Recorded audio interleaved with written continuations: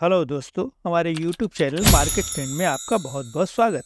अगर आप हमारे चैनल पर नए हैं तो कृपया लाइक और सब्सक्राइब करें ताकि आगे भी आपको शेयर मार्केट के बारे में लेटेस्ट जानकारी प्राप्त हो सके। तो आज स्टॉक मार्केट के लिए बहुत बुरा दिन रहा। फरवरी के आखिरी दिन स्टॉक मार्केट में कोहराम छा गया। निवेशकों का लगभग 10 लाख करोड़ से ऊपर डूब गया और पूरे दिन मार्केट में मायूसी छाई रही। लगभग सभी शेयर लाल निशान पे रहे और किसी भी शेयर में किसी भी तरह की कोई हलचल नहीं रही, सिर्फ गिरावट ही देखी गई है।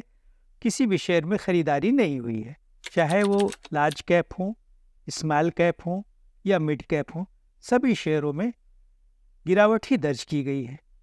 हालांकि दोस्तों, ऐसा अनुमान पहले ही लगाया जा रहा था कि आज के दिन मार्केट गिरेगी, लेकिन इतनी ज़्यादा गिरेगी इसका अनुमान किसी को नहीं था। गिरावट के संकेत पहले से ही मिल रहे थे क्योंकि नास्डैक और डाउ जो पहले से ही गिर गए थे, गुरुवार को इसमें बड़ी गिरावट आई थी। इस तरह से अनुमान लगाया जा रहा था कि हमारा मार्केट भी कल गिरेगा, लेकिन ऐसा अनुमान नहीं लगाया जा रहा था कि इतनी बड़ी गिरावट आएगी। फिर भी मार्केट जो है बहुत बड़ी गिरावट के साथ ओपन हुआ और मार्केट में लगातार गिरावट बनी रही। पूरे दिन मार्केट गिरता ही रहा, किसी भी तरह की कोई खरीदारी नहीं हुई। बड़ी बड़ी कंपनियों के भी शेयर धाराशायी हो गए, क्या छोटी क्या बड़ी, सभी कंपनियों के शेयर धाराशायी रहे और निवेशकों के लाखों करोड़ रुपए डूब गए। दोस्तों, अब ऐसा लगता है कि मार्केट पूरी तरह मंदी की चपेट में है और मार्केट में मंदी छा गई है। अगर मार्केट कुछ और गिरता है, 22,000 से नीचे चला जाता है, तो फिर कहाँ जाके रुकेगा इसका अनुमान किसी को नहीं है।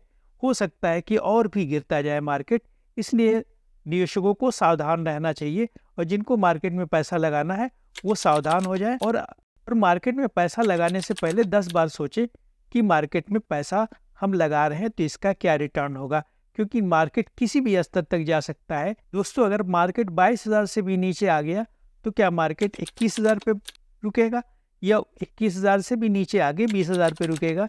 इस तरह का अनुमान कोई लगा नहीं सकता है, क्योंकि ये बहुत बड़ी गिरावट दर्ज की गई। एक ही दिन में लगभग निफ्टी लगभग 0.25% के लगभग गिर गया है। दोस्तों, आज की गिरावट ने लगभग 30 साल का रिकॉर्ड तोड़ दिया है। निवेशकों में भय का माहौल है कि लगातार हर महीने निफ्टी लगातार महीने दर महीने गिरावट ही दर्ज कर रहा है। लगभग 5 महीनों से सेंसेक्स और निफ्टी दोनों में गिरावट ही दर्ज की गई है और आज का दिन तो जो है एकदम बहुत बड़ी गिरावट के साथ दर्ज हुआ है। सेंसेक्स और निफ्टी 5 महीनों में लगभग 12% से ऊपर गिर चुका है। दोस्तों, नवंबर 1996 में लगातार जुलाई से लेकर नवंबर तक 5 महीने तक लगातार गिरावट देखी गई थी। इसमें निफ्टी 50 लगभग 26% टूट गया था। पिछले 5 महीनों में गिरावट के दौरान इसी कैपिटलाइजेशन में बहुत बड़ी गिरावट दर्ज की गई है और उसमें काफ़ी पिछले 5 महीनों के दौरान बीएससी कैपिटलाइजेशन में गिरावट दर्ज की गई है। बीएससी का कैपिटलाइजेशन लगभग 25 लाख करोड़ कम हो गया है। बॉम्बे स्टॉक एक्सचेंज के 80 के 30 शेयरों में से लगभग 28 शेयरों में गिरावट दर्ज की गई है और सबसे ज़्यादा दर उन 28 शेयरों ने दिया है जो कि लगभग 30 से 35% टूट चुके हैं। दोस्तों, जिसमें Tata Motors, power grid, IndusInd bank, Mahindra and Mahindra और बहुत सारे कंपनी के शेयर हैं जो कि लगभग बहुत ज़्यादा टूट चुके हैं। ट्रंप सत्ता में आते ही ऐसे फैसले लेने शुरू कर दिए हैं जिनकी वजह से शेयर बाजारों में, दुनिया भर के शेयर बाजारों में एक खतरे की घंटी बजने लगी है और शेयर बाजार पूरी तरह से धड़ाम होने लगे। दुनिया भर के शेयर बाजारों में बड़ी गिरावट देखी जा रही है। रोज किसी न किसी तरह से कोई नई पॉलिसी ले आते हैं और नई बातें करने लगते हैं, जिसकी वजह से मार्केट में एक निगेटिव इम्पैक्ट होने लगता है और लोग जो है उनकी बातों पे रिएक्ट करने लगते हैं, जिसकी वजह से मार्केट गिरना शुरू हो जाता है। जो सबसे बड़ी बात है वो ट्रंप ने जो टैरिफ वार शुरू कर दिया है और ये कह दिया है कि हम रेसिप्रोकल टैरिफ लगाएंगे। जिस देश ने जितना टैरिफ लगाया है उसी के अनुरूप हम जो है अपने देश में भी उस देश के खिलाफ टैरिफ लगाएंगे, जिसकी वजह से मार्केट में एक निगेटिव इम्पैक्ट आ गया है और मार्केट जो है उसी वजह से ज़्यादा गिर रहा है। ये भारतीय शेयर बाजार तो गिर ही रहा है, हमारा शेयर मार्केट जो गिर रहा है वो तो गिर ही रहा है, इसके अलावा दुनिया भर के बाजारों में गिरावट आ रही है। अब चाइना पे उन्होंने 10% पहले से ही टैरिफ लगा दिया है, उसके बाद फिर से वो कह रहे हैं कि अब अतिरिक्त 10% टैरिफ लगाएंगे, जिससे माहौल शुरू हो जाता है और दुनिया भर के बाजार, दुनिया भर के ट्रेडर्स और दुनिया भर के ये सोचने पे मजबूर हो जाते हैं क्या हमारे वहाँ भी टैरिफ लग जाएगा, क्या दुगना टैरिफ लगेगा या कितने कितने तरह का टैरिफ लगेगा, ये कुछ पता नहीं है।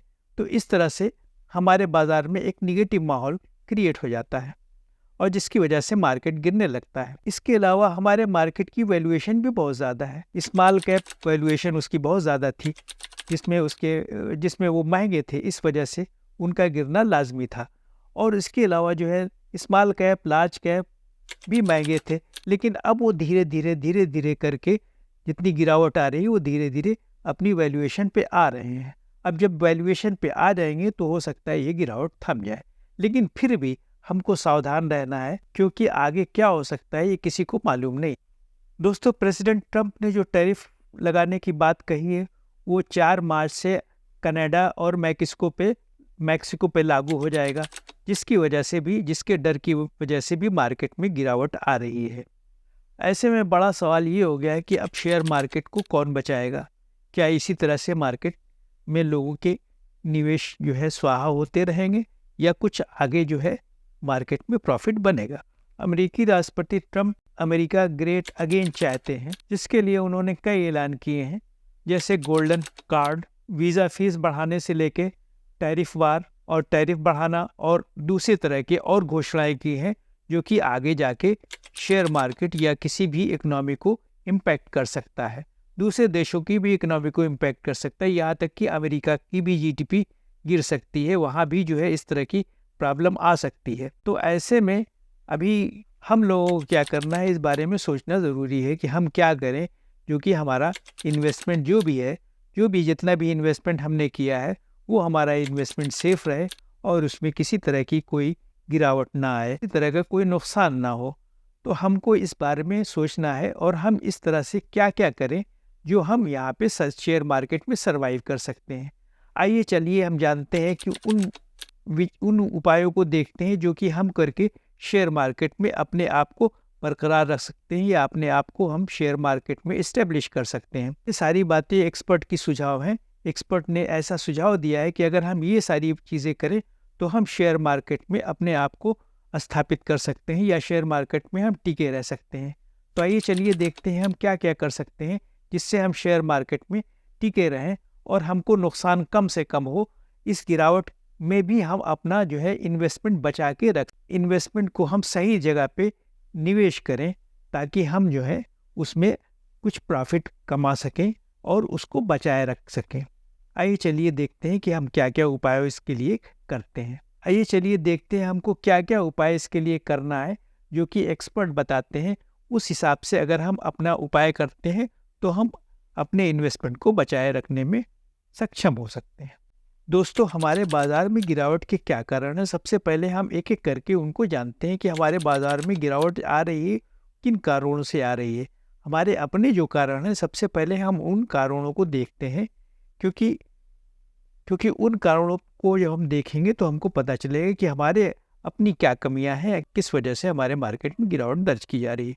चलिए सबसे पहले हम देखते हैं। तो सबसे पहले जो एफआईज ने जो शेयर बेचे हैं वो लगभग 1,10,000 करोड़ के हैं, जो कि ये सबसे बड़ी बात है। सबसे पहली बात है कि इस वजह से भी हमारे मार्केट में एक निगेटिव माहौल क्रिएट हो रहा है क्योंकि एफआईज हमारा मार्केट छोड़ के जा रहे हैं और वो बहुत बड़ी मात्रा में हमारे मार्केट से निकल रहे हैं। ये एक बड़ी बात है जिसकी वजह से हमारे मार्केट में गिरावट का दौर शुरू हो गया है। दूसरा बड़ा कारण है कि तिमाही के जो नतीजे आए, कंपनियों के जो तिमाही नतीजे आए हैं वो बहुत पुअर रहे हैं। उसकी वजह से भी एक निगेटिव माहौल क्रिएट हुआ है, निवेशकों का रिटर्न कुछ हुआ नहीं है। इसकी वजह से मार्केट में एक गिरावट और दर्ज की गई है।